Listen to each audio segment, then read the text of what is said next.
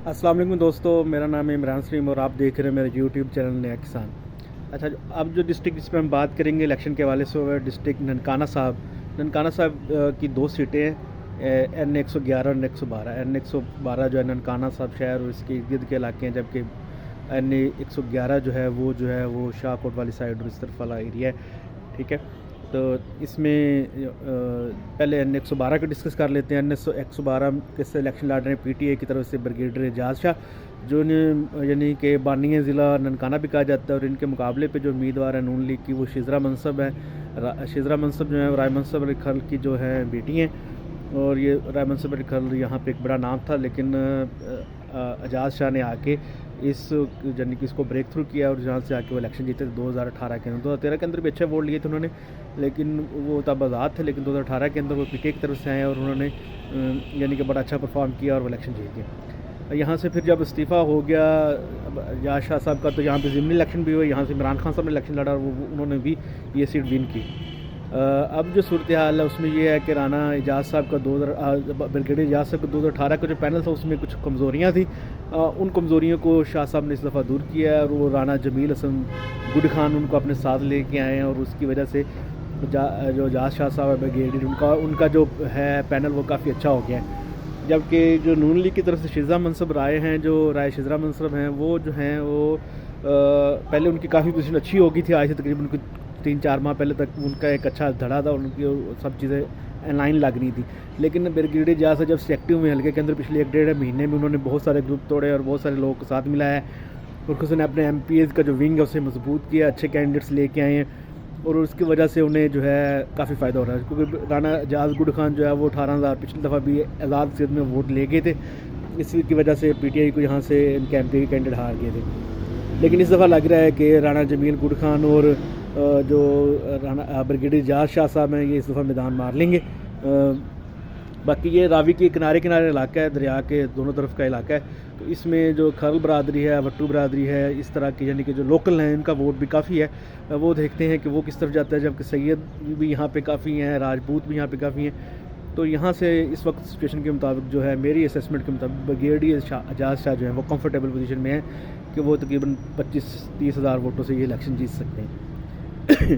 दूसरी सीट जो है N111, इसमें तो मैंने इसलिए लेट किया कि इसमें कुछ चीज़ें डिस्कस करने वाली हैं। कि यहाँ से जो है PTI की तरफ से जो उम्मीदवार हैं वो है अरशद महमूद साही साहब, जो कि 2013 के अंदर भी इलेक्शन लड़े थे पार्टी की तरफ से और वो पुराने लॉयल कारकुन है पार्टी की, इस वजह से पार्टी ने टिकट दिया। जबकि यहाँ से PTI के टिकट के लिए तारक महमूद बाजवा साहब ने भी अप्लाई किया हुआ था, बड़े स्ट्रॉन्ग कैंडिडेट थे।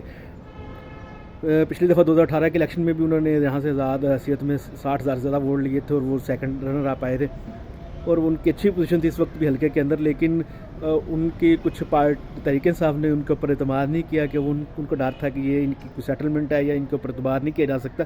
तो उन्होंने कि इलेक्शन के बाद ये साथ रहेंगे या नहीं रहेंगे, जिस बुनियाद पर उन्होंने जो अपने पुराने जो लॉयल कारकुन है अरशद महमूद साही, उनको टिकट जारी कर दिया। अरशद महमूद साही को जो है वो साबिक MNA बिलाल एजाज विर्क की भी सपोर्ट हासिल है। इसके अलावा उनके पैनल में चौधरी आतिफ हैं, वो भी ठीक जा रहे हैं।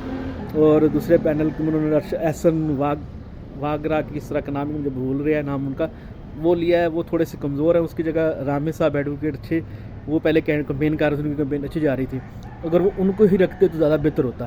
तो और राइंग बरादरी का वोट भी यहाँ पे काफ़ी है, तो उसको भी कैटर किया जा सकता है। वैसे तो चौधरी आतिफ भी राइंगे, लेकिन मज़ीद उसको कैटर करने के लिए आपके पास ये भी एक एडवोकेट वसीम रामेश उनका नाम था, वो अच्छी पोजीशन में थे। तो लेकिन उन्होंने वहाँ से टिकट उनसे लेके तो ये एहसन साहब को दे दिया। अब इसके ऊपर काफ़ी इंटरेस्टिंग सूरत हाल है। बर्जीस ताहिर जो है वो नून लीग की तरफ से उम्मीदवार इस सीट के ऊपर। बर्जीस ताहिर जो है वो 2008 से इलेक्शन जीतते आ रहे हैं। उनका एक यानी कि एक धड़ा है, पूरा एक सिस्टम है और नून लीग में भी उनकी काफ़ी अच्छी यानी कि ऊपर लेवल तक नवाज शरीफ तक उनकी एक्सेस है।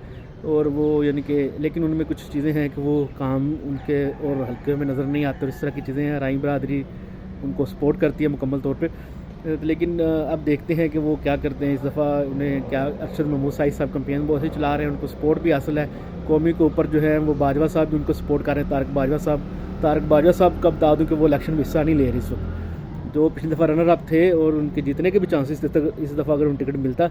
लेकिन वो उन्हें टिकट नहीं मिला तो उन्होंने NA की सीट छोड़ दी, जबकि उनका बेटा MPA की सीट के ऊपर इलेक्शन लड़ रहा है यहाँ से। ठीक है, तो अब देखते हैं कि वहाँ पे क्या होता है। तारिक बाजवा ने वोट सारे कास्ट करवाता है, बिलाल विर्क।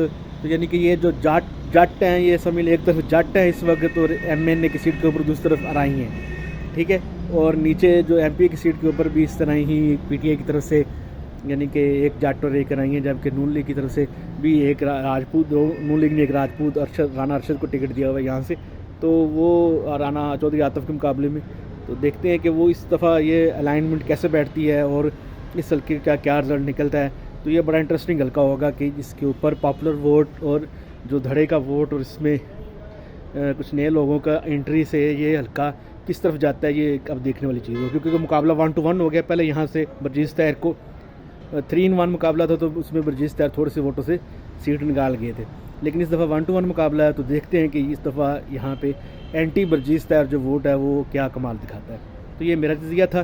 कोई भी सवाल हो आप कमेंट सेक्शन में पूछ सकते हैं। शुक्रिया।